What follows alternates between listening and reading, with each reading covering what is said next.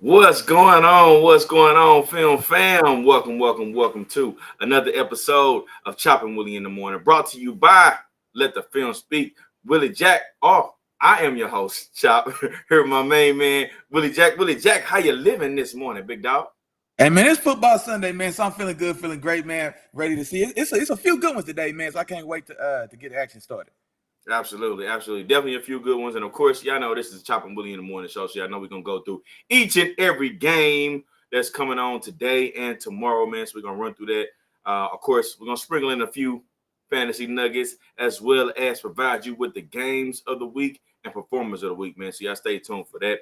But before we do that, of course, we got to get you with the house rules. And house rules are the same as always, man. That's like, that's share, that's subscribe. You know what I'm saying? And don't forget to ring that bell. You know what I'm saying? Become the newest member of the Film Fam. Invite some friends, tell them to come on in, check us out. And then, of course, be in the know of what me and Willie Jack got going on. And I guarantee you, we will not let you down. Announcements. The same as every week, man. Y'all gotta get the picks in, man. Got to get them picks in. You got into 11:55 today. Of course, we had a Germany game going on today, which we will provide you with an update on as we continue to go through our list of different things we got to do. So we'll provide you with an update on that. So if you haven't got your pick in for that, I'm sorry, man, but you're a little bit too late for that one. But you still got time to get the rest of your picks in. So go ahead and get your picks in. You got until 11:55 a.m. Central Time. All right, so go ahead and get that in. News for the day, Willie Jack. News for the day, and it is unfortunately a little bit of sad news this time around, man. Former defensive back for the, I think they were the Oakland Raiders at that time. Former defensive back of the Raiders, period. Passes after being involved in a car accident. Condolences to his family. Condolences to him and his family. And always sad, to see, or to lose somebody of the NFL community. No, for sure, man. Also spent some time with the Jaguars. And then also, man, that accident, like I said, was down this way. It was in Houston. 6 people actually died in that whole accident. So I think somebody ran a red light, struck his vehicle. He had 2 passengers in his car, and they were 2 former teammates of his from college. So he went to University of Houston. I'm assuming, I guess maybe he just makes his home in Houston now. But so him and 2 other former teammates of his died. And then I think three other people in total end up dying in this accident. And so a terrible tragic accident, man. And so just like you said, prayers and condolences for him and then everybody else that lost a loved one during that terrible ordeal, for sure. Absolutely. So again, man, condolences from the Film Fam to him and his family, man. And then we hope everybody is continues to stay in prayers and continues to move forward and becomes on the up and up. So sad news here. All right, Willie Jack. Before we jump into the games, man, go on, do a quick Film Fam check in with me. Who fell in this building this morning, man? Oh yeah, man. It's man, the fam bam in here real strong this morning, man. So shout out to my moms and my sister in the building as well, hollering at us in the chat. Then I see a couple of more of y'all watching, man. So drop some in the chat for me. So I can go ahead and shout you out. As soon as I said that, ZB jump in the chat. As soon as I tried to say that, man, ZB was beating me to it. So, hey, ZB, man, welcome back, brother. We appreciate you. And then, yeah, everybody else, man, y'all know what's going on, man. Y'all go sit down and buckle up and we'll get it going. Absolutely. All right. And with that being said, let's go ahead and jump into the Thursday night recap, Willie Jack. We had a Thursday night game. Of course, I don't know how many people were tuned into it or were that interested in that Thursday night game, but we had one, and because this is Let the Film Speak and we touch NFL, we're going to touch on the game. And we had the Panthers going to Chicago to take on the Bears. The Bears win this one at home 16-13. Willie Jack, what happened in this game? Honestly, just ugly, inexperienced football like I expected. Bryce Young had some, I don't know, man. He had some struggles in this game, especially trying to move the ball effectively. And then on the Bears side, Trevor Bajan. I think I called him Tyler. I didn't call him Taylor. I called him Timothy. I called him everything but his proper name. I ended up looking it up. T-Bajan. T-Bag. T-Bag. Tyson Bajan, man. So he ends up staying clean in this game as far as no touchdowns with no interceptions. And honestly, man, for the Bears, they stayed pretty consistent behind their run game. Not an overly explosive day, but Deontay Foreman runs for 23 carries on 80 yards, 80 yards on 23 carries, gets in the paint. And then, like I said, they just play tough, consistent defense. And like I said, the Panthers just really struggled to get much of anything really going just all night. Yeah. And I feel the same as you, Willie Jack. He definitely had his struggles, and nothing truly stood out in this game. Okay, but I did take this as an opportunity to say, all right, we're 9 weeks in. This is week 10.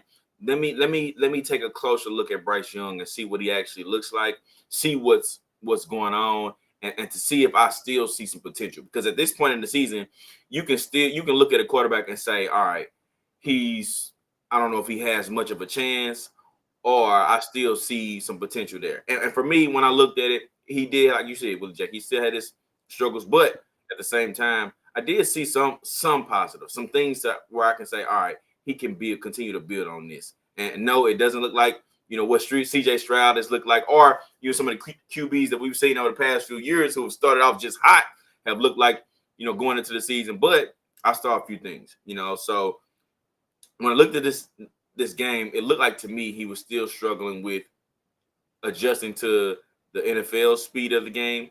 Some of the things that we saw that he were pretty good at in college, he's still struggling a little bit to pick up. Like he was very good in the pocket, manipulating the pocket, and then also, extending plays. That we have yet to see, to that level on playing on the NFL stage, partly because of his offensive line. His offensive line is terrible. They've been terrible all year. But then also at certain plays, he's just missing. He's not, stepping into the right holes, stepping into the right lanes, which this it prevents him from being able to see the field as clear as maybe he was seeing it in college. So there's a certain things that I've seen that he still needs to work on. And I think he'll be all right. Quick. He still has a quick release. Still very accurate on some throws. So he still has those positives. And then at the end of the day, he's going to need some help. You know what I'm saying? Adam Thielen is his number one receiver. Adam Thielen is what, 33 years old, Willie Jack? Adam Thielen is 33. And, and I feel like with that being the case, you just need more. You know what I'm saying? So those are some of the things I got a chance to look at from, from Bryce Young. So other than that, man, it as expected in this particular game. So Bears end up going away with this W, 16-13. No, I got you. And then real quick, man, ZB had a pretty good comment there toward the end. Does DJ Moore feeling better in Chicago than he did in Carolina? This is 5 games in a row with less than 60 yards and no scores. The massive one is really putting up numbers for this season. And so no, he definitely feels better in Chicago than he did in Carolina. And we can't forget as well that for the bulk of, especially in the bulk here recently, and I don't know if Fields has been out this whole 5-game stretch. I think maybe he's missed his 3rd game, but DJ Moore has done a terrific job since coming over from Carolina and Chicago, if you ask myself. And definitely the yardage told the story about that as well. I think especially for those first 4 or 5 weeks of the season when him and Fields were able to make magic and get things going. And so now Fields being out, and then of course now he's operating that offense behind Tyson Bagent, D2 rookie, undrafted. And so I don't necessarily want to use that. I want to grade that on a scale, so to say, and not just purely just put it purely on his performance just that way. But no, I think he's shown that if he can have a competent, capable quarterback to get him the ball, that he could be just as explosive as just about anybody in this league. Gotcha. All right, Willie Jack. On to the Germany game, man. Quick update on the Germany game. They're playing right now. They're into the 3rd quarter. The Colts are up 7-3 as of right now on a touchdown from Jonathan Taylor. So so far, Indianapolis is winning this game. Neither offense have seemed to really take advantage or take over offensively. So a little bit of a slow game, kind of what we expected. But as of right now, Indianapolis Colts are at the lead. Patriots have the ball. They're past midfield now, so we'll see what happens on this drive. All right, Willie Jack, let's go ahead and jump into the game starting today, man. And the first one I want to jump into is an interesting game. We have the Houston Texans going to Cincinnati to take on the Bengals, man. And I'll jump into this one first, Willie Jack. First and foremost, Stroud coming off not one of his best performance thus far in his NFL career. And he has the bigger task, coming up this week, So I think he's going to have to have, not necessarily production-wise or numbers-wise, have a similar performance, but it's in terms of him being on point, on time, precision, making the right passes, he's going to have that type of game this week, especially when you look at the strengths and weaknesses of this particular game. Bengals secondary has been pretty good this year. They've been pretty solid. Also, the Texans coming into this game without Nico Collins, and the Texans have struggled to run the ball this year. And with that being said, Pierce is out. I don't know how much you take with that because Pierce hasn't been good when he was there, but they are struggling there, and they have two big injuries on their offensive on the offensive side of the ball, which is going to make things tougher on Stroud. And for the Bengals, their passing attack is back on track, man. Passing attack back on track. The Texans secondary hasn't been shy about giving away, completions and letting open men run through their secondary at times. So I feel like the Bengals are going to be able to take advantage there. And I think they come away with the W in this game. So give me the Bengals in this one, 31-17. Ooh, okay. I'm also taking the Bengals in this one as well. And honestly, phenomenal job, especially last week, like you just said, for C.J. Stroud and that young offense, man. Nico Collins missing this one. They had good production from that whole receiver group this last week. But now again here, the Bengals are playing very good ball. And honestly, they're playing really good on both sides of the ball. So we haven't really given much kudos or credence to that defense, but that defense is playing pretty solid ball themselves as well. And then if you're the Texans team, the weakness or the only way to really kind of get that Bengals offense off track is getting pressure on Joe Burrow, because that Bengals offensive line is still I guess probably the weakest point of that offense. But a Texas team that really doesn't have much in the way of just pure pass rush, and so they maybe can't even capitalize on maybe with on that to even try to maybe slow down Burrow and Chase's train. And so without seeing a way defensively that they can really kind of get Joe off track, I don't see any reason why he doesn't go up and down the field. And then the Texas offense, like we said, man, they're young, but they are able to put up points, and they do a very good job of competing and scoring points themselves. But I think the edge defensively goes to the Bengals there as well. And so I'm going Bengals in this one. I had it a little tighter spread. I've got 27-20, but Bengals take care of business. Got you. And our dog Isaiah came in the building, man. He coming in strong. He said Houston will upset the Bengals. Ryan's defense will win it for him, man. I like the bold takes, man. I'm always a fan of the bold takes. I don't necessarily agree with it. I don't think this Ryan's defense will be strong enough to take care of the Bengals offense, but I like the bold takes, though. I like the bold takes. I think Joe Burrow is in the zone, man. I don't think he loses this game for sure. No, I like him going on the other side of that as well. And then my dog, man, terrible time, man. I don't know if he's in the building just yet, but he'll like that pick as well for sure. Absolutely. We got another good comment from our dog ZB, man. He said he expects a big day for Joe Mixon in this game. Chase is playing, but he has been under the weather or has been dealing with some issues as well. And that's a very good point as well to point out. And so, if that is the case, if Chase isn't going to be 100%, then you definitely will want to be able to lean on Joe Mixon a little bit more in this game. And then, of course, you want to see T. Higgins step up and fill that role as well. Yeah. He landed on his back last week, and he's been suffering from some discomfort in his back since last week. So I think that's what he's referring to. But yeah, we could see a Joe Mixon day if those guys, or if Jamar Chase isn't able to show up and T. Higgins happens to be the only weapon on that passing attack. On to the next one, Willie Jack. We got the New Orleans Saints going to Minnesota to take on the Vikings. Who you got, Willie Jack? I'm taking New Orleans, man. New Orleans on the road. The Josh Dobbs story, like we know, man, it's a wonderful story to cheer for and to appreciate. But honestly, if we really go back and look at that last game against the Falcons, it was a lot of bad ball out there. It was a lot of bad ball, and especially on the defensively for the Atlanta Falcons side, a lot of missed tackles, which my dog Chop had touched on, and a lot of kind of making magic happen outside the realm of the actual offense, and then kind of, like I said, pulling something out your behind, you know what I mean, and getting it going with your legs and then cashing in. Well, I don't expect to see all that type of magic or this type of thing going on with this Saints defense coming into town. All three levels of the Saints defense are damn tough. Paulson Adebo's having a great season. I want to say he's one of the league leaders in interceptions this year. You still got all those other stalwarts there as well. And so Justin Jefferson ruled downgraded to out for this game. There was hope that maybe he would even be able to make his to reappear for this team, but he's going to be officially out now. And like I said, I really expect the Saints defense to carry the day here. The Vikings defense, which has been playing pretty well as well, of course, for an up and down Saints team. But all told, I still expect the Saints to settle in defensively, and then, like I said, they'll be able to. Their defense is going to afford them the time to figure out this Vikings defense as well. And then I think they have the edge there scoring points. I'm going to go 24-16 New Orleans to get it done on the road. Uh-oh, Chop, did I lose you? Chop. Oh, y'all, it looks like Chop may be froze. Give me 1 second here. I'm gonna try to message him, see if he's still connected.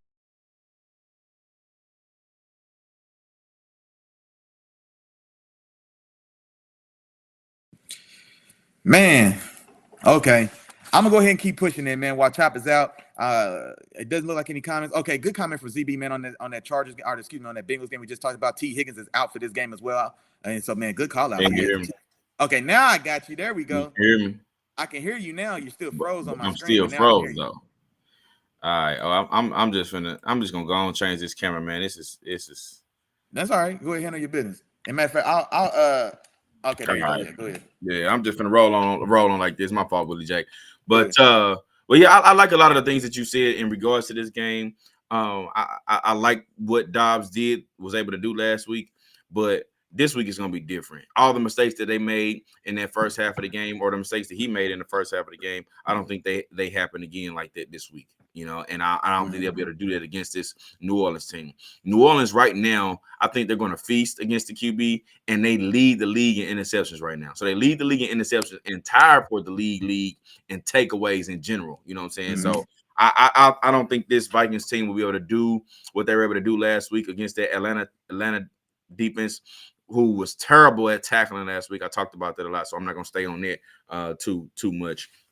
But I will say this though, the Saints offense did take a little bit of a step back, this past week. They didn't like the offense from the previous weeks before though, like the 2 weeks before that, that came out, put up well over the 20 points, and they looked like just a more explosive offense. So I'm not sure what they'll look like. And I think this will actually be a test, especially with the way that Flores brings the blitz. He brings the blitz more than anybody in the league right now, by a substantial mark. So I think they're going to cause a few problems maybe early in this game. But like I said, I do like what you said about their defense, giving them enough chance to kind of adjust against the blitz and maybe, start to put something together later in this game. Now, here's one other thing I got for you. My wide receiver Michael Thomas, man, he got arrested Friday evening. Okay. Oh. Now he got arrested around like 7:00, and they let him out. He got out around like 10 or so on like a misdemeanor charge. So I'm curious to see if he's going to have any type of punishment of some sort, or if he's going to actually play this game. So that's something I'm gonna be looking at, because I think he could be key in this game too. But he did get arrested on a small charge. So I don't know. I haven't heard any more after that, but I just want to mention that was very interesting that I found. No, and actually, I hadn't seen that as well. But like I said, especially if it sounds small, like you're saying, and with it being Friday and the game is Sunday, and I wouldn't. If something happens, maybe it'll fall out next week and not this weekend. Yeah. It sounds like. And the crazy part is, I think that's 2 weeks in a row, because Olave was arrested the week before, on like speeding charges or something like that. So I don't know what's going on, man, but I'm gonna be paying attention. I'm gonna be seeing what's going on for sure. Boys is getting caught trying to run away from New Orleans offense, man. They trying to find somewhere somebody can get on the ball, man. That might be what's going on. They're running away from New Orleans offense, bro. Hey, man, that might be it, bro. It's ugly over there. I got you. Well, let's go to Pittsburgh, Willie Jack. Let's go to your boys, man. The Green Bay Packers. They travel to Pittsburgh to take on the Steelers. Yes, sir. Willie Jack, how you feeling, big dog? Man, I'm feeling good, feeling great about the matchup, man. This is one we've got to have. We've got to have this game. We've got a weak opponent. They're traveling to our crib, man. They in our house.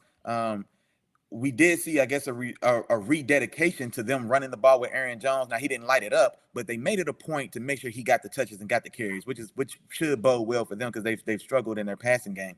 But honestly, man, we shouldn't have. I'm hoping that my offense doesn't make this game too harder than it has to be. Like, I don't want Kenny Pickett in offense short, quick 3-and-outs or turnovers, short fields, and we let something like it slip away. But I'm looking for us to take care of business and win this game. I'm going 24-16. Like I said, man, my defense has been playing better. Cam Hayward made his way back. He's a little banged up, but he's still out there. We still got TJ. We still got all those guys. And so it should be enough to handle business, man, really on both sides of the ball today. Gotcha. And I'll say this, Willie Jack. I think it's going to be a close game, man. I think it's going to be a close game. And I got an interesting stat for you. I'm going to start this one off. Y'all 5-3, right? Steelers 5-3. Bro, y'all haven't outgained a single opponent all year in yardage. Oh, no, that's a fact. Yeah, I seen that stat. That's crazy. That's crazy. So, I do feel like your offense has gotten better. Okay, now it's not anything to boast about. I don't think in terms of like your offense and the way y'all been producing. But I think this game will be in Pickett's hands. Okay. And the reason why is because I think this Packers run defense has been pretty solid. So I don't think y'all have much room in the run game, which means Pickett is gonna have to have a good game today. Him and Deontay Johnson is gonna have to have it going. Pickens is gonna have to. I don't know what's going on, man. He's going to pick yourself up, get yourself together, and get out there and perform, because this could be the game where they need him and he ends up being a difference maker. So I don't know what's going on with that, Willie Jake. You may have a little bit more information on it than I do, but he's got to get himself back in the game and ready to go. Okay. But ultimately, I do think Jordan Love is still going to struggle against y'all pass rush. I think that y'all run defense hasn't been the best, but I think that's going to change with Hayward getting back and still getting back into the flow of the game. Once he fully gets back into the flow, I think that you guys are going to fix that problem. And ultimately, I think you guys win this one. So give me Steelers in this one, 19-13, Willie Jack. 19-13. Gotcha. Then, man, our dog, man, Isaiah in the building, man. He said he's taking the Packers in this one unless TJ in that pass rush. I guess get a score, and I'm not mad at that at all. And then ZB also said he was close to picking the Packers as well. Said he's just got a feeling. He's also looking for Jaylen Warren to have a big day in this one. Also, man, he had a pretty explosive day last week. But yeah, now another thing as well, Jair Alexander's out for the Packers in this game as well. And so now that should mean, and also, so Jair Alexander's out. They traded Rasul Douglas, who was a starter in that secondary. They traded him 2 weeks ago at the trade deadline as well. So this secondary group for the Packers is pretty thin. But I can't even be excited about that because my passing offense has been so putrid, or you know what I mean? And so, but if there was going to be a week in which we get George Pickens back more involved and back into the flow of the game, this would be the perfect week to do so. And so I'm cautiously optimistic that maybe we do see an improvement or a bump in the passing game, man, just because those looks should be there. Yeah, just like my dog Chop said, the running looks may not be there because they're still playing into the strength of what they have on this defense, but we've got to get something going on the outside, and this is the week to do it. Gotcha. Keeping it pushing, Willie Jack. We got the Titans, the Tennessee Titans, going to Tampa Bay to take on the Bucs. And these are the type of games, Willie Jack, I get worried about, man, because these are the type of games that can either push you above or make you look good or can fool you, man. We can go into these games thinking it's going to be one way or the matchup is going to look one way, and they totally fool you, man. But I think this can be a very back and forth, entertaining game. 2, 3, and 5 teams. They match up pretty well. I think Titans are in the process of changing their identity.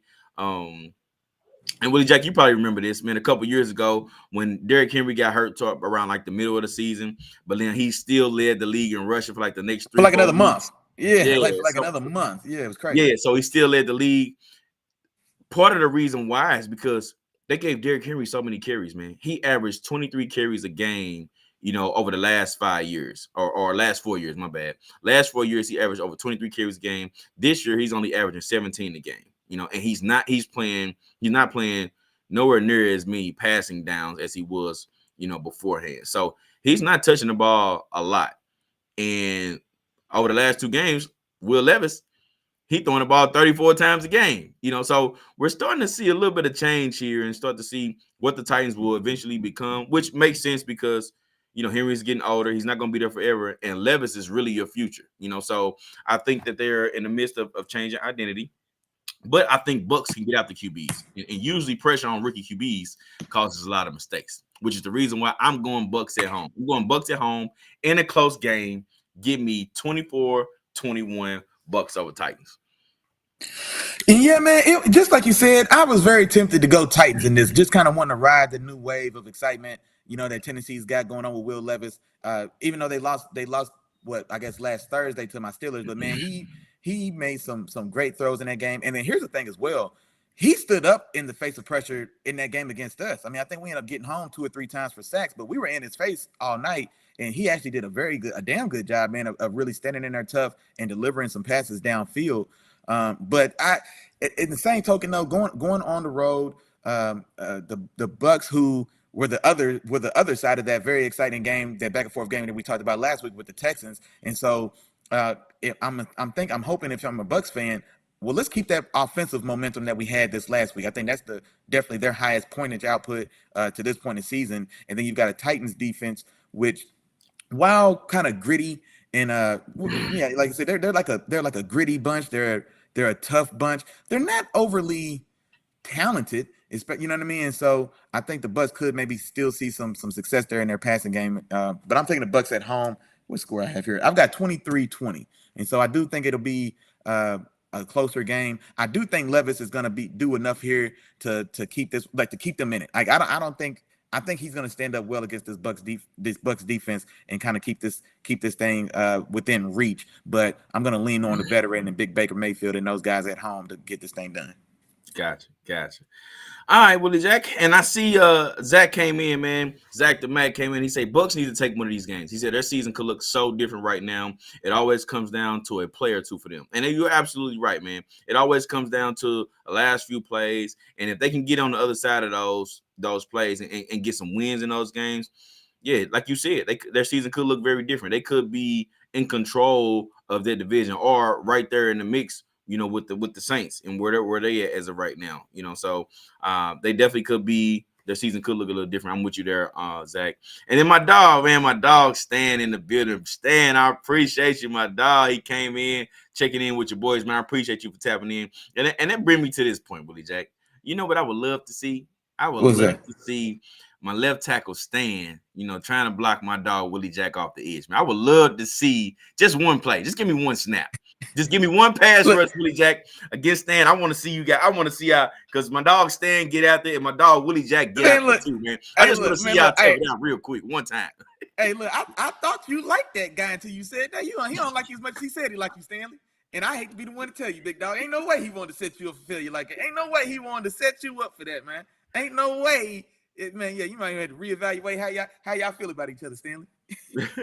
And then right after that, man, he came back. He said real quick, he said Baker Mayfield is always a liability once the pressure gets to him. He literally gets scatterbrained and starts to make bad decisions when you get him off balance. And I would say this, Stan, that's usually, I would say he's done a little bit better. He's done a better job of that this year, honestly. You know, in what I've seen him, especially in this last game with the moments, you know, with the clock ticking down and him having to put it in.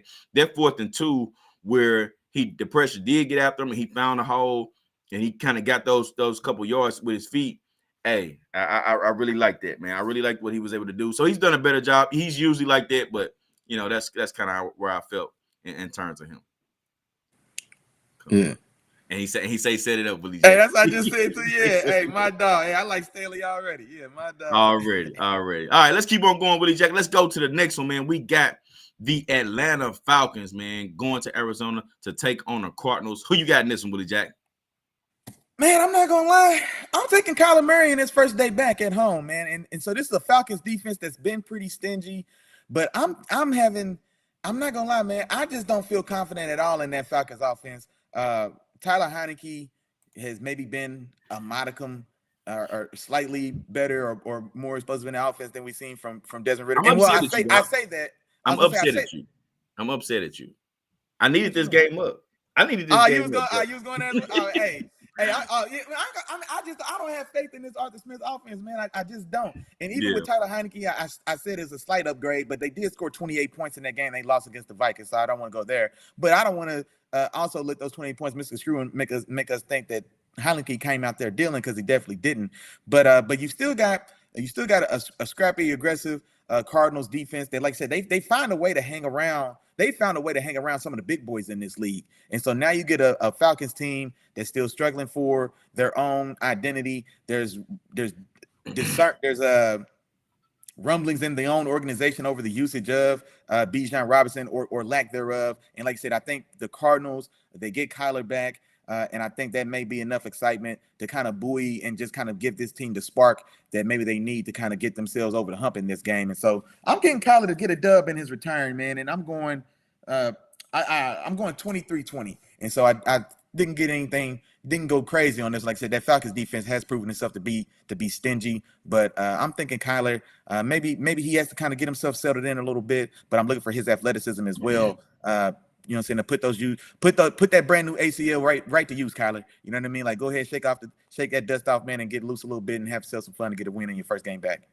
Gotcha. And I like a lot of the things that you said, Willie Jack. Of course, you already mentioned Kyler Murray is back. Another piece to this puzzle that's going to be back too is James Conner. James Conner is making his comeback this week as well. So before he left, that was one of the things that me and you talked about, Willie Jack, was how he was running like a grown man. You know, and James Conner was truly a difference maker in this on this offense when nobody gave the Cardinals a chance at the beginning of this year. A huge reason as to why they were competitive.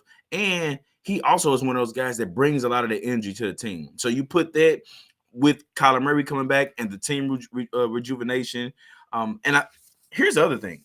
I think people have been going a little bit too hard on Kyler. I think people forget that Kyler is actually pretty good, man. He's pretty good, and he is a difference maker. You know, just by himself and his legs alone. Now, he is coming off of a huge knee injury, but still, he's going to be athletic enough to make a difference in this particular game. And I got faith in him. He's been practicing for a few weeks, and I think he can get the job done. And like you said, not much faith in this Falcons offense. Arthur Smith continues to disappoint week in and week out, and with his decision-making, with, of course, who he's getting the ball to.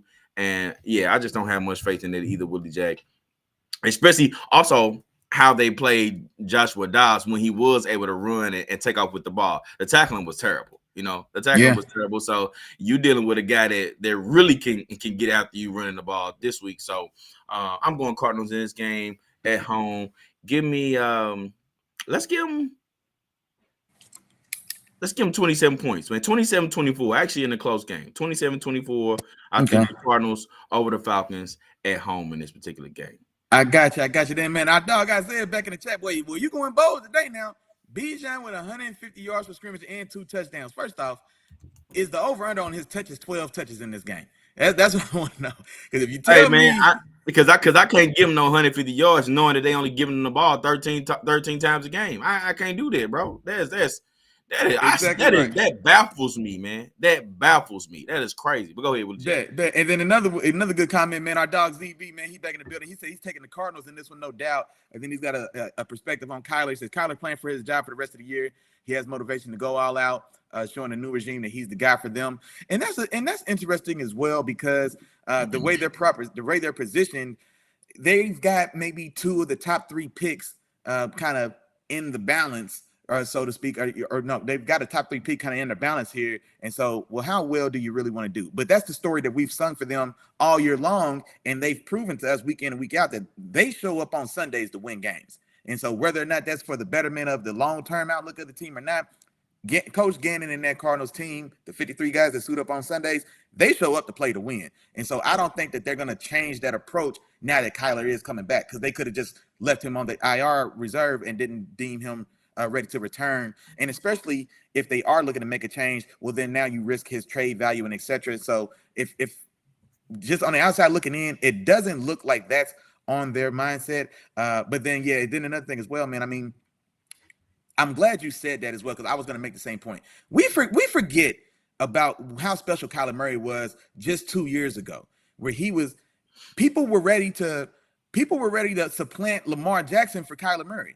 There were conversations, if you're building your team for the next 5 years, this was a real viral style of post, whatever, that made the circles in social medias. Like, who do you want for the next 5 years? Lamar or Kyler Murray? Because he was coming off of 2 years in a row, which he was damn good. You know, he was clean. They were explosive. They had that 11-0 start that I don't know how if you buy into it or not, but it is what it is. But he was an ascending player, a young ascending player, and there's nothing more valuable in this league than a young ascending quarterback, and that's what he was. And so I'm glad you made that point. Part of that too, he was passing the ball very well. He was exactly. If people looked at it, he was passing the ball better than what we have seen from Lamar at that point. So yeah, man. No, definitely, and that was that first, and I think that was that second year with D-Hop there, because he was suspended the first half of that first year. Then that second year they came out on fire, and that connection was dynamite. And then they got riddled by injuries. I think D-Hop went down, and then they lost several key figures along that offensive line and etc. And the wheels kind of came off the wagon at that point. But up until that point, he was extremely dynamic and was a supreme talent at the position. Then our dog Isaiah, man, with another one here before we move on, man. He said he can see Kyler going to the Vikings. Drake May being drafted to Arizona. I don't know if Drake May would be the guy for Arizona, because John Gannon brings over that Philadelphia style offense where they do put a premium on quarterback mobility. And so Drake May is definitely one of the top. He's considered probably the second guy in this quarterback class, if unless most people haven't soured on Caleb Williams. But I think Caleb Williams would be more their flavor than Drake May because of the mobility and what he could do with his legs. Absolutely. I'm with you there, Willie Jack. Mm-hmm. Okay, man. We're about halfway through the show, so we're going to take a quick break, man. We're going to have a quick word from our sponsors, man. And y'all know we're going to be right back on the other side of this show, man. Talk to you. Come on. Today's episode of Let the Film Speak, hosted by the wonderfully handsome and intelligent brothers of Let the Film Speak. That's Chop and your main man, Willie Jack. Yeah, feel me. Also brought to you by the Three Amigos. Y'all know them and you love them, man. That's the Three Amigos. That's like, that's share, that's subscribe. That's three the hard way. That's a 3-piece spicy. You cannot go wrong. Now, I say the same thing every week, so y'all can say it at home with me. I know y'all ready for it. Here we go. It's Three Amigos, but it's 4 parts to this process, big dog. First, you just got to tap in. Like my dog said, man, come in, tap in. Just say what's up, man. Just holler. Hey, what's up, Three Amigos, man? Like, share, subscribe. Hey, Chop, man. Willie, man, what's going on, man? It's cool. I sit on the couch. For sure. Y'all got some cold to drink? Oh, man, my man. Yeah. Oh, yeah. By the way, man, I'm a Broncos fan. That's all you got to do. That's it. That's easy. And Chop, come in, sit down, get comfortable, get a cool adult beverage, and let us know who you ride with, big dog. Then tell a friend. Like, man, it's a nice feeling here, ain't it? Man, it's cool, man. My homeboy was out. He was down. Man, it's cool. I can tell a friend. Tell a friend, man. And you know what? Even better than that, you can tell your friend to tell a friend. Guess what? There's more. You can tell your friend to bring his partner too. Bring one more because we need 4, man. Bring them up into the penthouse. Tapping with your dogs, man. Wednesdays at 7 o'clock. You know we don't wear no watches. We ain't got nowhere else to be but in here kicking football flavor with the fam. And now back to the regularly scheduled program. All right. Like I said, man, back on the other side of the show. And of course, as we talked about earlier, we got the Germany game going on, man. So I wanted to give y'all a quick update. So as of right now, still a low-scoring game. Colts are still ahead, but the Patriots just punched in the field goal as we were on the break. So right now, not the final score, but right now the score is 7-6. Colts still ahead. Patriots getting ready to kick off to the Colts and continue on with this game. So we'll continue to keep y'all updated on this particular game. So yeah, that's where we at as of right now. All right, Willie Jack. Time to move on to another game, and I hope my dog Isaiah is still in the building because we're about to touch on his boys. We got the Detroit Lions going to Los Angeles to take on the Chargers. Willie Jack, who you got in this one, big dog? Man, you know what? I'm going with the Lions, man. I'm taking Jared Goff for the Lions in this one. I think this one, I've got this one being a similar style of kind of a back and forth affair. I do think it's going to be a tight enough game. I've got Detroit going on the road and picking this one up 27-24. Now, this for me, it's more so. I think this is almost a kind of a gut check game if you're the Detroit Lions. You come out, you get an impressive opening day victory, of course, on Kansas City to start this season, and then you live up to that early hype. The Detroit Lions were the flavor of the month for the first month of this league year, and then they start off here pretty hot. The NFC North, the rest of it is pretty weak anyway around you, so you look pretty good. Then you get a couple stumbles, and you get absolutely annihilated by the Baltimore Ravens. And so now this is the type of game where you're on the road. I feel kind of about this game similarly to how I felt about the Ravens. You're on the road. You're going against you got quality competition on the other side. And so if you're gonna be legitimate, if you're gonna be a contender, if you're gonna be somebody that we're gonna say has a chance to not only make it to the playoffs, but maybe make a little noise, like these are the kind of games that you've got to win. Go on the road and beat a varsity opponent, and then an opponent as well, honestly, that it's very beatable. So this Chargers defense, my dog Isaiah is in the chat, man. He can attest to this. This defense has been extremely up and down. I think they've had a 6-sack game for Khalil Mack. I don't know if he has a sack the rest of this year. They had a 3-sack or a 2.5 sack from Joey Bosa just last week. I don't know if he's had a sack the rest of this year as well. And so, like I said, they've been very hot and cold defensively. And so there's a chance for this Lions offense, if they can get things going themselves, to go up and down here a little bit, especially in the passing game. Then also on the other side of this as well, man, that Lions offensive line has been probably still one of the most complete units there as well. And so I want to see if they're able to kind of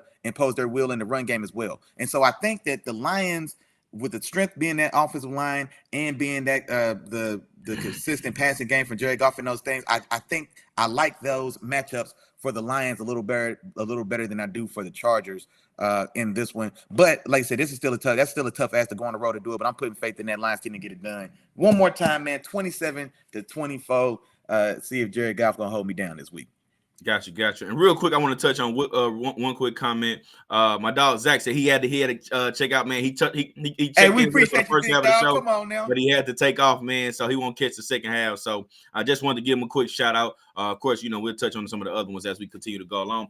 But Willie Jack, I like a lot of the things that you said, man. This game to me, when you look at it and look at the strengths and weaknesses and what these teams are traditionally good at or have been good at this year. This is going to be, I believe, probably the most exciting game of this week. Okay. Or for a lot of people, I think could be the most exciting game. And the reason why is because both of these defenses are pretty good against the run, but not so good against the pass. Okay. Both of these offenses now, Detroit is I think will be better running the ball this week because they get David Montgomery back, so they get their two-headed monster back, so they'll be better.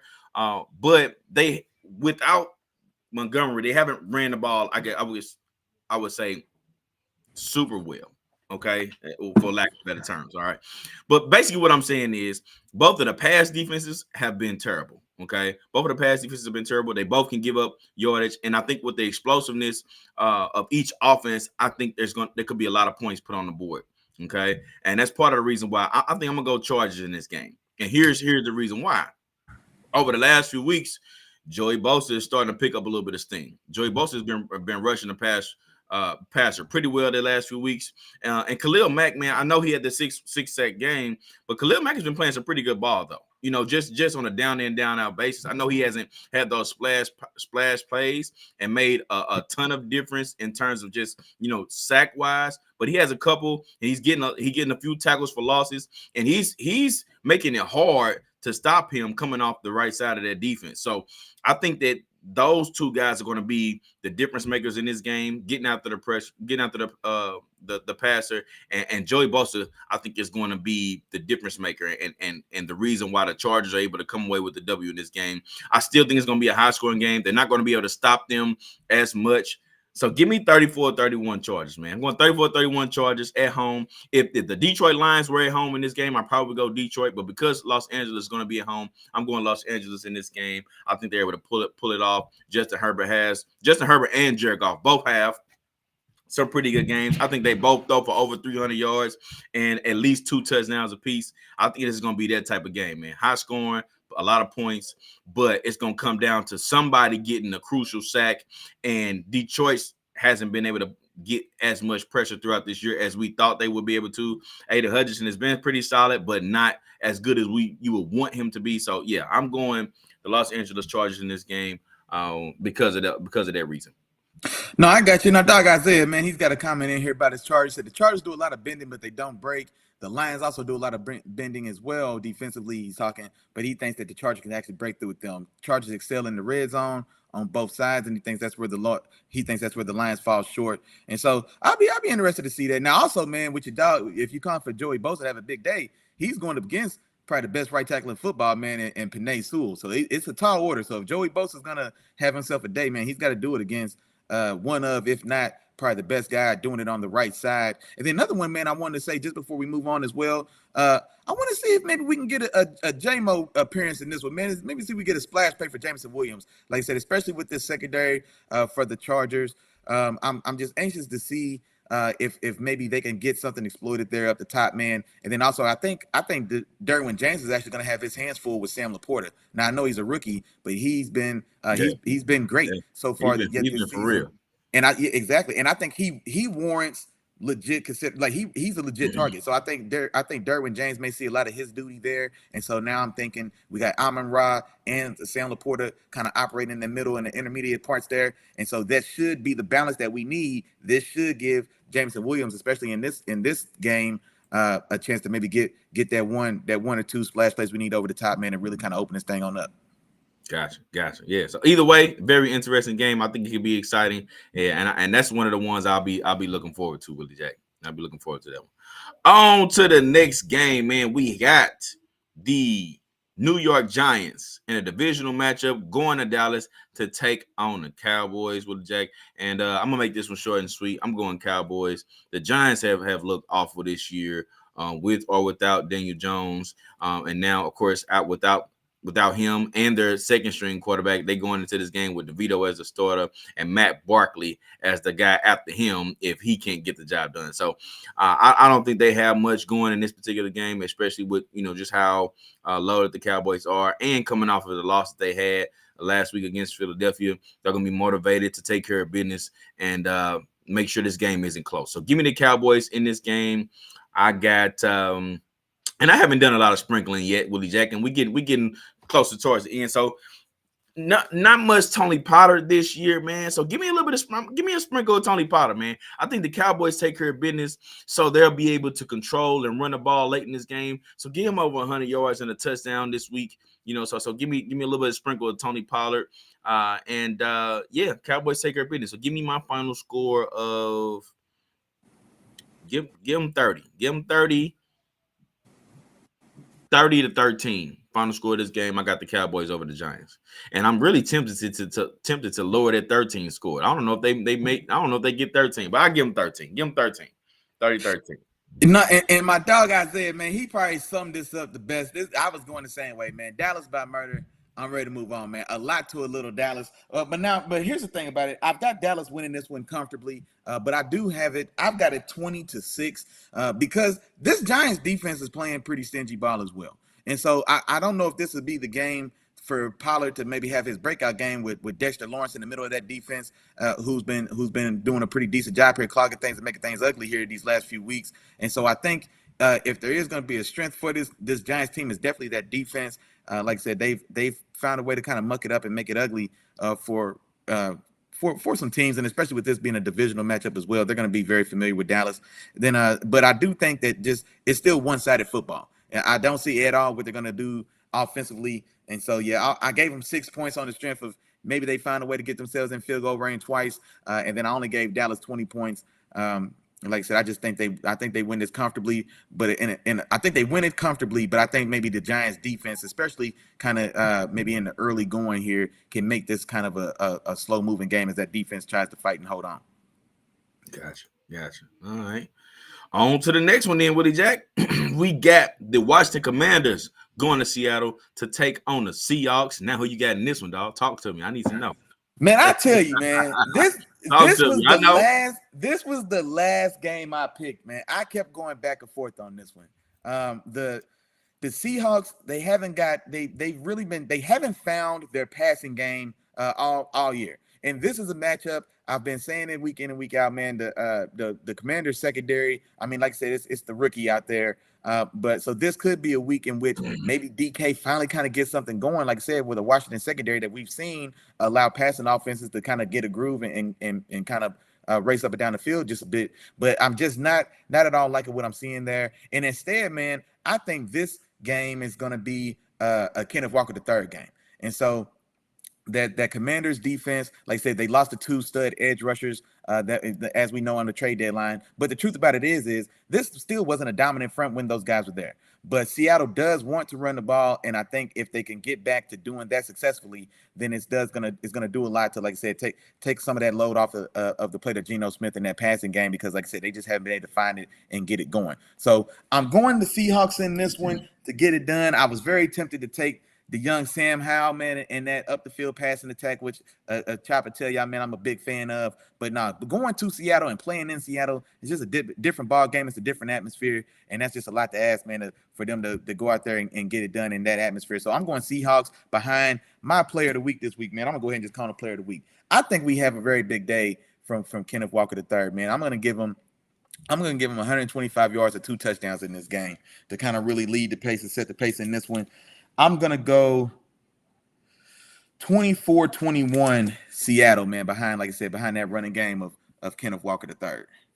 Gotcha. And I'm going Seattle too in this game, Willie Jack. I just think this game is I think this is a matchup game for Seahawks. I think they match up very well against the Commanders. I don't think the Commanders have what it takes to really attack the Seahawks the way that Baltimore was able to attack them last week in terms of attacking the middle of their defense, because the Commanders' run game isn't that strong, and they don't commit to it as much as you would like them to. They pass the ball a lot. They continue to pass the ball a lot, and I think that's going to just fall right into the hands of the Seahawks defense, who has some pretty good DBs. And hey, you lead those Commanders out to dry. The Seahawks D-backs have shown you that, hey, they're not afraid to put a hat on. You know what I mean? So I think it could be a couple forced fumbles, some balls knocked into the air that end up being interceptions. I expect to see some of those things. Also, man, quick shout out to Boye Mafe, man. Boye Mafe has been having a pretty good season, coming off the edge as an edge rusher for Seattle. Has six sacks on the season. Expect a pretty decent game from him. The Commanders haven't been able to protect Sam Howell all that well all season. He's leading the league in terms of getting sacked. So I think that continues this particular game. And I'm with you, Willie Jack. I like the sprinkle of, well, not the sprinkle, because that was you poured a little bit on that one with Kenneth Walker. We've been talking about him the last few weeks as he's a guy. So I think he comes out and he has a big game too. So I'm with you there. No, for sure, no doubt. You pointed at me. What you was finna say? I was about to say, because I think I called him my player of the week, but I got a player of the week. But yeah, I'm glad you correct. Yeah, that's my little nugget, man. Cause I still got a player of the week coming up. Oh, okay. So there was a little nugget. Okay, that's meant to be a little preview. Yeah, but I think he does. I think he has a day today. Okay, yeah, I'm with you, Willie Jack. I think he has a day too, man. He controls that. So, big win for him. Oh, I ain't give you a score. My final score in this game, give me 27-21. I go 27-21. I think Commanders still are able to put up some points, maybe late in this game. Seahawks control it, but late in the game, they find a way to get in the end zone to keep it from looking like it was as far or spread apart as it probably will be the majority of this game, or what I'm predicting it to be. So I got you there. On to the Sunday night game, Willie Jack. We got the New York Jets going to Las Vegas to take on the Raiders, man. And last week was pretty good for the Raiders, and Antonio Pierce getting his first start. Oh, well, not his first start, but his first game as the interim head coach. And we talked about how the team usually rallies around you. They really, they fall behind you, and the team tends to play better. But I don't think they get that this week. I think the Jets can come out with a W on the road this week. I'm putting the Jets in this game. Even with how rough their offense has been looking, their defense is still atrocious. I mean, not atrocious, but they're still nasty, man. That Jets defense, what they were able to do to the Chargers offense, even though the Chargers were able to win convincingly, they pretty much stifled everything. They didn't allow the Chargers to do pretty much anything on their offense. And I think they really continue to do that today, especially with the rookie quarterback in Aiden O'Connell. I think this is going to be a massacre in terms of their defense on this Raiders offense. I don't see, anybody being able to find much room in the run game and the passing game. Their defensive backs are on point. And I just think this is just a truly dominant game by that Jets defense, and I think that's what's going to win them this game and help them get to that 24 points. So give me 24-6, the Jets on the road against the Raiders, man. 24-6. Ooh, I'm not gonna lie, man. I considered the Jets in this one as well, and I think I like it a little better in New York. But it is in Oakland, and I think Oakland's found some style of new confidence. Vegas, I got you. Excuse me, in Vegas. Yeah, there you go. Forgive me. Yeah, so but Oakland has kind of refound a little mojo now, and like I said, it is going to be there's always going to be some excitement where there's some type of huge change or something that could give yourself a spark, and we saw that last week. And the biggest story for me in that first game that he played last week, two things. Aiden O'Connell, the rookie, he stayed clean in that game. He didn't throw any interceptions, didn't turn the ball over. But then also there was a rededication to the running game. We finally got to see them just make a concerted effort to make sure Josh Jacobs gets carries, and he rewarded them. Now, like I said, he ended up falling just short of 100 yards, but I think it was 26 carries on 98 yards. So it didn't blow anybody out the water, of course, but it just shows that that they're getting back to the team. They're getting back to the way they found success when they did find success last year. And that was, of course, with Josh Jacobs leading this team and leading the league in rushing. So I think they kind of maintained that. I think this defense is playing inspired and fired up football as well. And so my fantasy nugget in this game, man, I'm looking for Max Crosby to have a day. I think Max Crosby is gonna introduce himself several times to Zach Wilson during the course of this game, man. So this Jets offensive line, which has been neck and neck, it's a neck and neck race for the worst offensive line in football between both New York teams, and both of them are trying their damn hardest to be the worst. And so this is a game in which I think that Raiders defense. Now, Max Crosby had 3 sacks last week. I'm not going to give him 3, but I think he gets home. I think he has 2 sacks in this game, but I think that Raiders defense as a collective, I think they get 5, 6 sacks in this game. And so I really think that that's going to be the difference, them being able to sack the ball. And then I still think offensively, neither of these teams are great by any stretch of the means, but one of them still has Devontae Adams and Josh Jacobs on their team, and the other one, like I said, I mean, and there we go. And so if somebody's going to find some offense and find some points, I'll put it on the Raiders at home. And then, like I said, I think while that Jets defense is definitely stingy for sure, they're definitely loaded and they're definitely talented on that side of the ball. But I just think it's another one, man, where it's one-sided football. I don't think the Jets are fighting back on the offensive side, and I think the Raiders get it done. And then my score on this one, low scoring, I've got it 20-13. Well, let me say, Willie Jack, I appreciate you, big dog. You know what I'm saying? I needed this. Me and you tired right now. I don't know if you're aware of that. So with me and you being tired, I appreciate you for letting me go ahead and take full control, you know what I'm saying, of their position. You know what I'm saying? And then I let you just, put you in the back seat, looking ahead, looking at the back of my head, because I'm ahead. You know what I'm saying?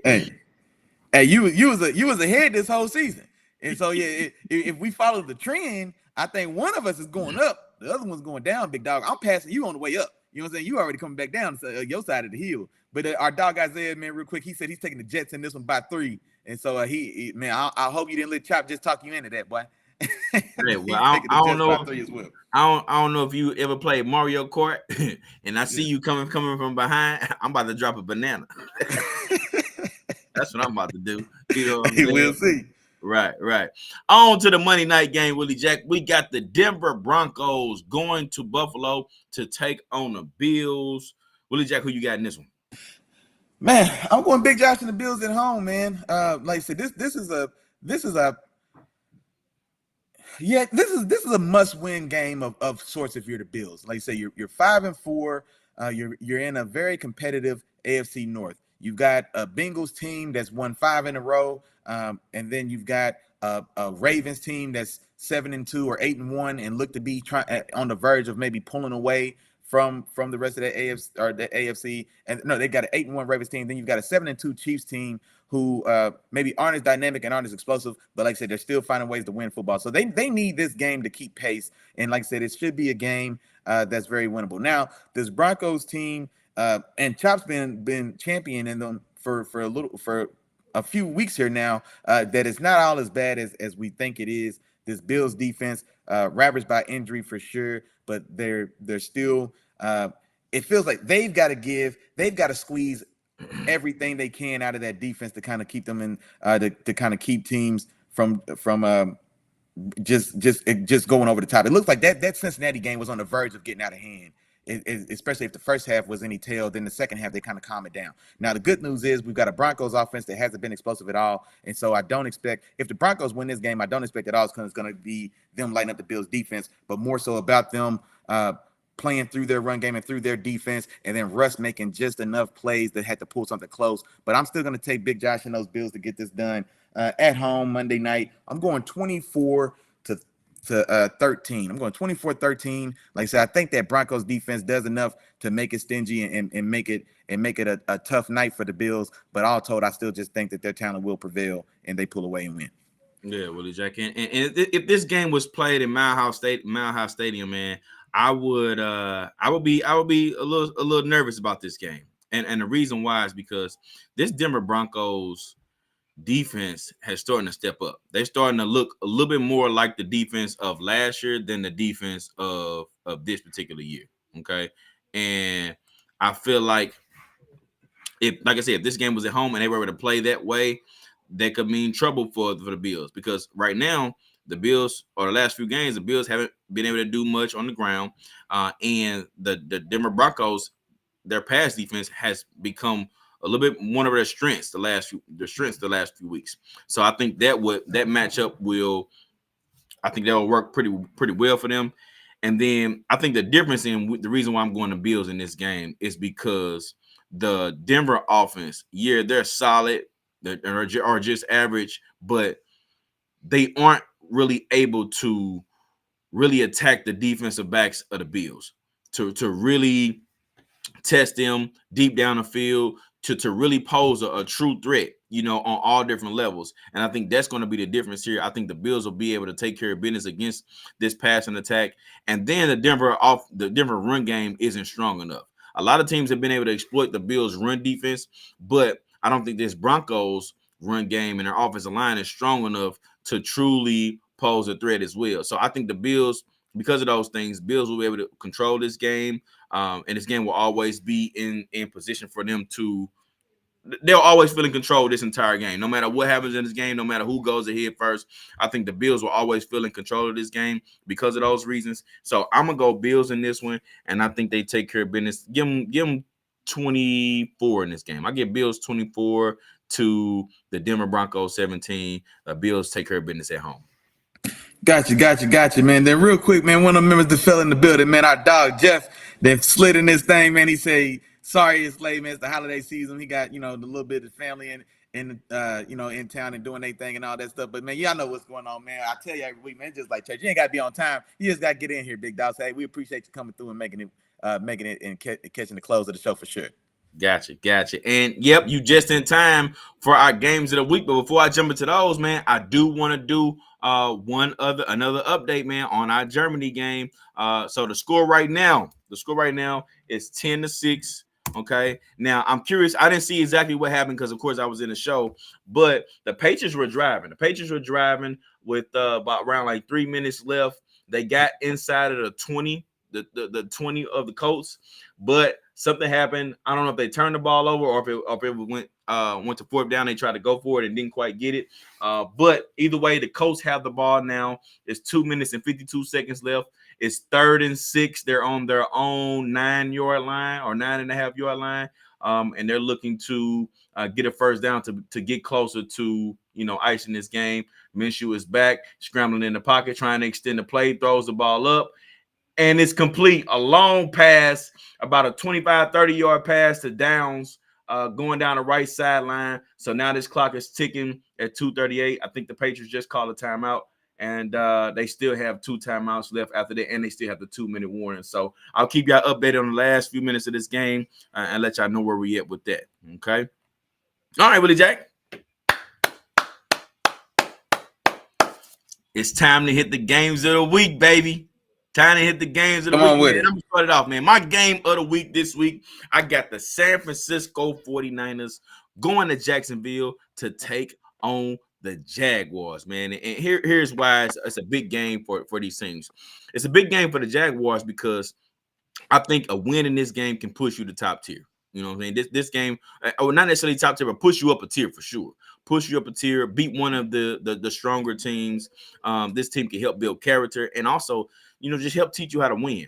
This also will be a little bit of a step up for Trevor Lawrence. Trevor Lawrence, my dog used to always say it, good Trevor and bad Trevor. You still been getting a little bit of good Trevor and bad Trevor. Now we're getting a little bit less of bad Trevor, as he continues to grow as a quarterback. But this game will kind of continue to help him grow as a quarterback in the NFL. Now it's a bigger game for the 49ers, in my opinion. One, they're coming off 3 in a row. 3 losses in a row, and people are becoming skeptical of the 49ers and Brock Purdy, okay? Brock Purdy on the last 3 games, 5 interceptions, okay? And the other team that's tied with the Saints in terms of takeaways, the Jaguars, okay? So the Jaguars are out there taking the ball away. And this is another question of, all right, can you lead your team in the playoffs, Brock Purdy? We know you have the talent. We know you have the offensive line, the defense, you got the playmakers, you got everything in place. But the thing is, can you lead them through the playoffs? Can you get them over the hump? And I think this is going to be a big win for you, and you need this win, okay? You've also gotten healthy. Debo is back. Trent Williams is back. Then you add over a great addition of Chase Young to that defense, you know what I'm saying? So this is a must win for you. And that's part of the reason why I got them, because I do got faith in them and being able to come away with this W. And I got the 49ers win this one, 27-20. This is also part of the reason why my performer of the week is going to be Brock Purdy this week. because I got faith in Brock Purdy. You know what I'm saying? I think Brock Purdy can come out here and make a difference, you know, regardless of the last 3 games that have been played that have been, you know, a little bit rocky.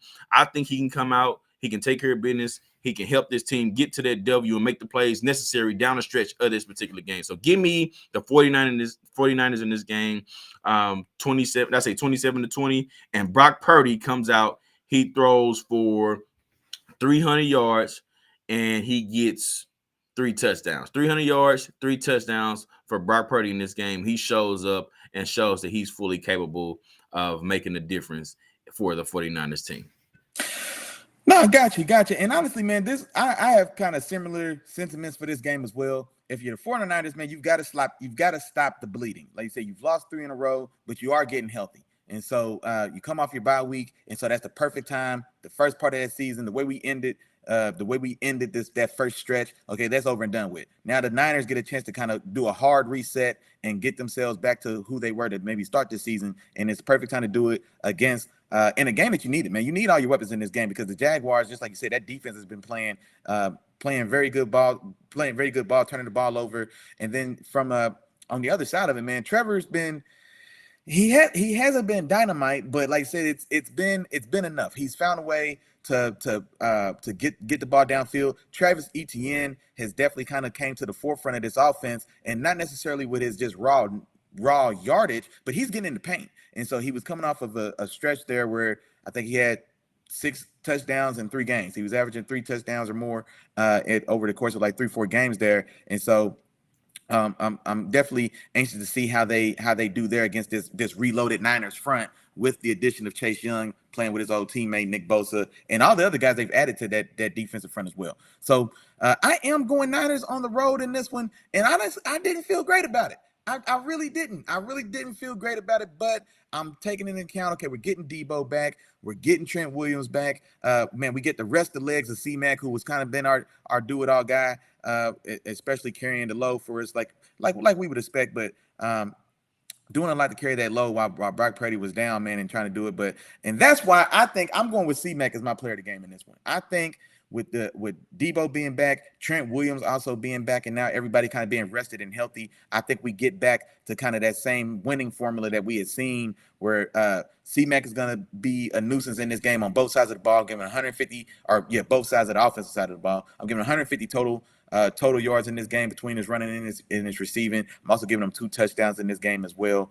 And then on the other side, though, man, I think that the tail in this one for me as well is going to be what Trevor does in his passing game. This Niners defense, if there is going to be a weak point in his defense, it is in that secondary. And so they've got, you know what I'm saying, they've got Tyler who found you at the safety position, and we know what he was last year. But those corners are big body guys, but they can't be exploited as far as in just their pure coverage ability. And so Brandon Ayuk has a chance to have a decent day in this game as well. Debo coming back, I want to see how they use him, or you know what I'm saying, just how his usage goes. And then also Kittle in this one as well, because the linebackers for Jacksonville, Devin Lloyd, the young guy, and Falaki, blum. I like George Kittle in his one-on-one matchups against either of those guys on the second level. And so I really think this could be a day in which, like you said, Brock Purdy has himself a much better day, because I think they have the advantage there in some of these matchups. But then at Trevor, is he going to be able to take advantage on his own side? And I don't know if he will.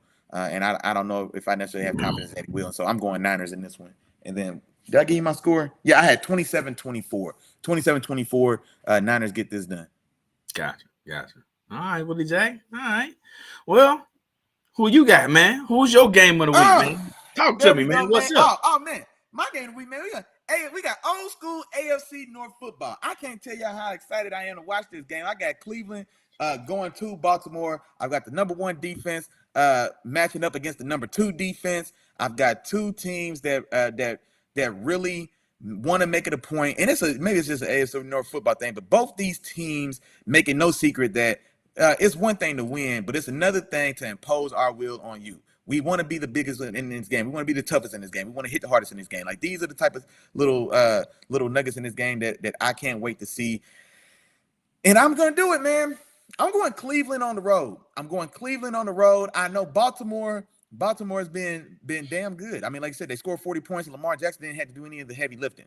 Well, the thing about that is I don't know if we're gonna get that style of dominant run game against this Browns defensive front. Myles Garrett is playing damn good ball. Dalvin Tomlinson has been a massive addition to this defense, and he's a guy on the interior of this defensive line who's playing very good ball and really kind of added a nice counterbalance to that defensive line with Myles Garrett, and then on the other side you still got Zadarius Smith as well.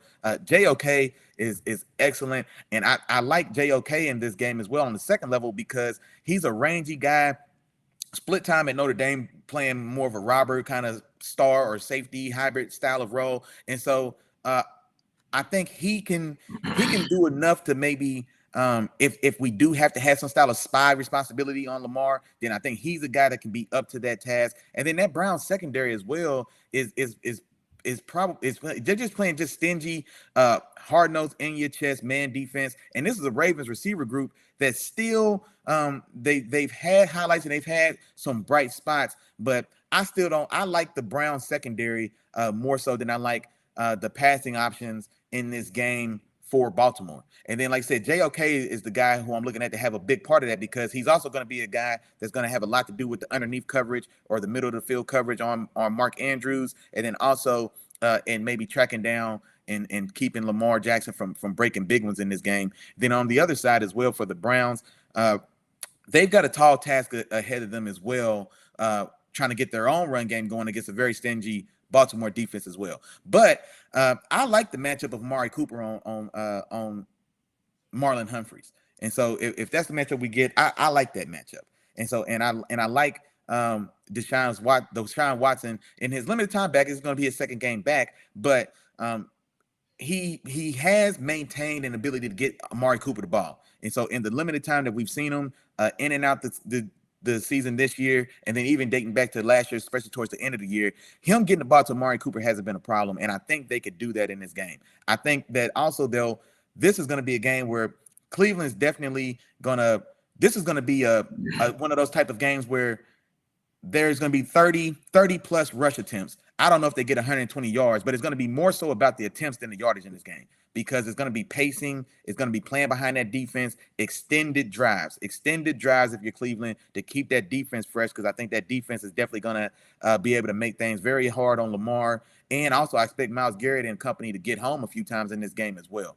And so, and then also, then last thing, historically, the Ravens and Lamar, they just haven't. The Browns have kind of had the Ravens number, or so to say, over these last few years as well. So the Browns always play them relatively rough, or relatively close anyway. And now I think we've got a very motivated Browns team, who's also looking to announce themselves that like we are not in the basement of this division. You know what I mean? And so this is a good game for them to kind of come in and knock some of the steam off of a high flying Baltimore Ravens team, especially on the road. So I'm taking the Browns, and I might have even put too much scoring in this game, man. I put 23-21. This could be 19-16. You know what I mean? 20-19. Like this is gonna be. I see this being one of those gritty, hard nosed, old school style of where every point counts. And so I'm going 23. I think I changed that. 23-21, Cleveland on the road, getting a big win. Okay, Willie Jack. I'm with you. All right. Well, I think this was a huge game for me too. Okay. And it took me a little bit of time to kind of break this down and piece by piece to see what I like better and who I think has the advantage. Okay. And ultimately it's going to come down to, I think, two things. One, the QB play and I'm talking about for both teams. All right. And more so for Cleveland, I think that's a higher liability because on one side of it, Ravens lead the league in sacks. They're the league leader in sacks this year. Okay. And one tendency that Watson has always had and continues to have is he holds the ball a little bit too long. Okay. He also hasn't been the sharpest when it comes to the passing game. Now, he had a solid game last week, but he's been a little bit up and down throughout the season. So he hasn't done enough for me to sit out and say I trust him against a big time opponent like this.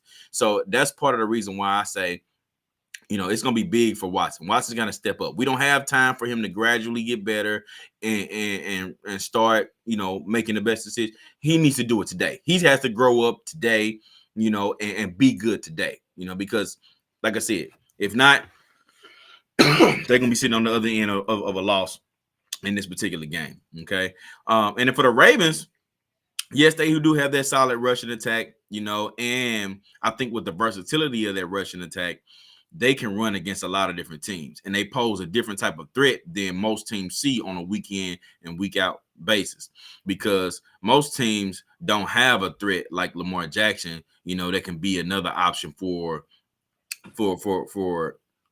another option that you have to guard against in terms of their run offense. So I think with that alone, I think that's going to, still open up some holes. It's still going to be tough. It's going to be hard, but I think it's going to still open up some holes in terms of their run game. So I think the Ravens, have a little bit of an advantage there. And then also, I don't think Lamar Jackson is the type of quarterback that holds the ball as long as Deshaun Watson or puts himself in as much danger as Deshaun Watson does on a play-by-play basis, which I think is going to make a difference in this particular game. All right. Here's the other part.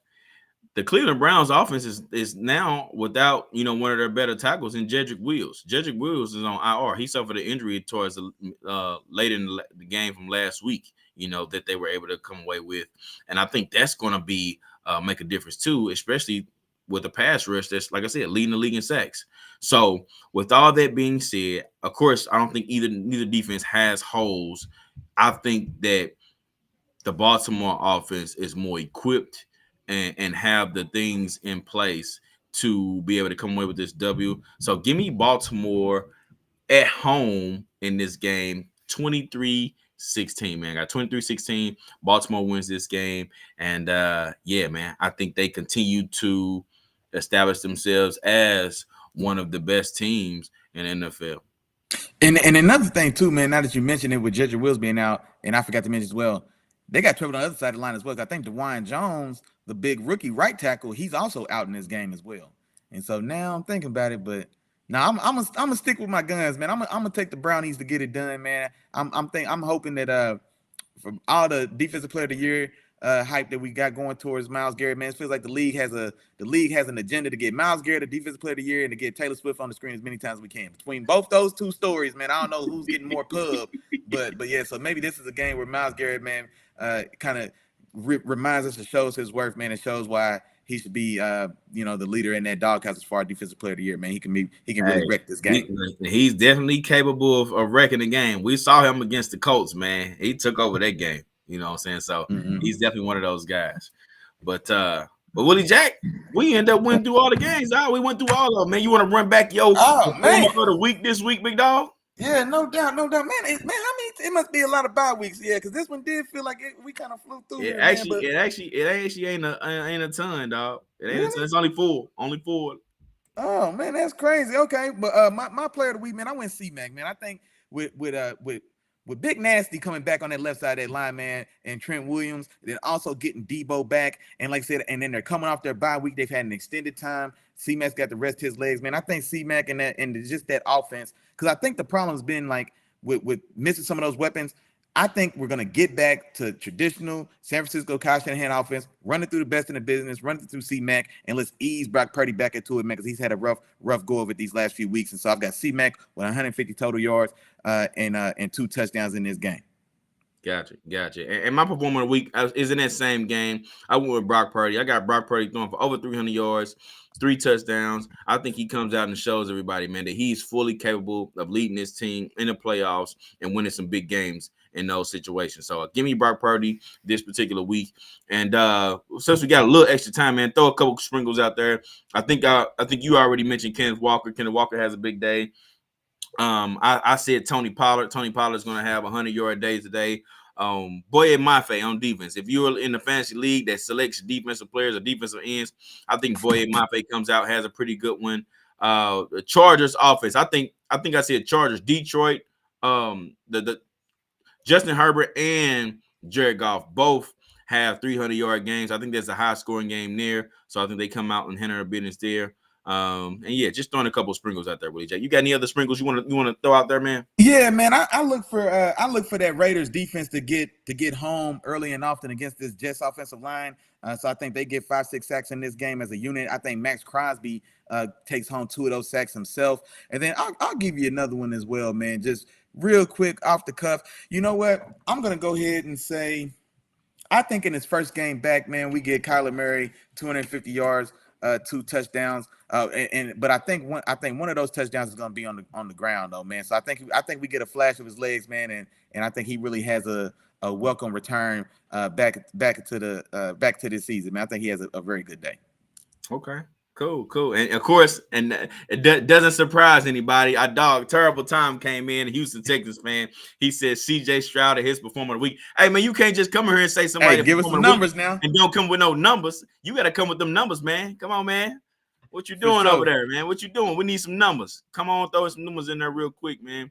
But other than that, Willie Jack, while Tom is trying to get his brain calculated together, man, do you have a game ball this today, man? This Chop and Willie in the morning show.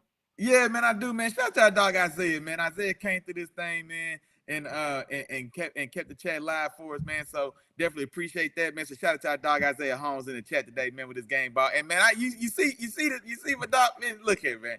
He said CJ Stroud going for 642 yards, 7 touchdowns, and one of them gonna be rushing. Hey, look here, man. I tell you what, after seeing him last week, I ain't gonna tell you that he ain't gonna do it.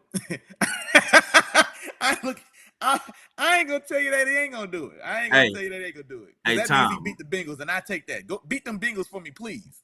Hey, please Tom, do. Willie Jack is nice to you. I'm gonna tell you right now, he ain't gonna do it. He ain't gonna do it, man. Hey, but other than that, man, we appreciate everybody coming through, man. But that is it. That is all, man. Me and my dog, man. We came, we saw, we conquered this thing, man. Real quick, man. Let's see who fell in the building for us this morning. Now, the fam bam, of course, man. Moms was in the building. She's the first comment today. Appreciate you, lady, as well. Sis was in the building as well. Man, Mrs. Boy, she was in this thing. Also, what's going on, sis? Our dog, man, our favorite coworker, ZB, slid through this thing, man. He got in early and had to get back out. But hey, man, we appreciate you coming through and holler at us. Game ball recipient, man. Our dog, man. Our resident Chargers fan, man, Isaiah Holmes was in this thing, hot and heavy, man. We appreciate you. Man, Big Jeff came through, man. Shout out to Stanley Travis, man. He came through as well. Man, look here, man. Don't let Chop get you in trouble, man. That's all I tell you. That's all real quick, Willie Jack, before you wrap us all the way up, I just want to give a final update. The game is over in Germany. The Colts ended up winning 10-6. The Patriots had a chance with under 2 minutes left to put together a game-winning drive. They couldn't do it. The Colts stopped them, and the Colts win this game, man. So they win this one in Germany 10-6. Make sure y'all are with us on Wednesday night, man, to check out the show. We're going to give y'all a recap of this one, man. So y'all definitely stay tuned with us. But, yeah, the Colts win that game, Willie Jack. Damn, and see, I needed the Patriots to win that one. I thought the Patriots defense would show up well in that one, but I was expecting them to get more than 6 No, points. you got to pass. You got to pass in that one because you know what? You know what? I did pick that game. Okay, I did. Never mind. I forgot to pick the Thursday night game, though. I forgot to pick that one, bro. Oh, did you? Hey, well, you know what? Learn from Chop. Right now, y'all got about 30 minutes, almost 30 minutes on the dot to get your picks in, man. Get your picks in. Don't nobody hit me up. Don't text, don't DM, don't message, don't send me no pigeon letters. Don't send me nothing in UPS mail. I can't do nothing for you, man. You got 30 minutes. Get your picks in right now. We don't want to hear it. But other than that, man, y'all know what's going on, man. We appreciate y'all. Y'all got plenty of time, man, to get yourself together, man. Have fun, relax, enjoy your football Sunday. Until Wednesday night, we will see y'all later. Peace.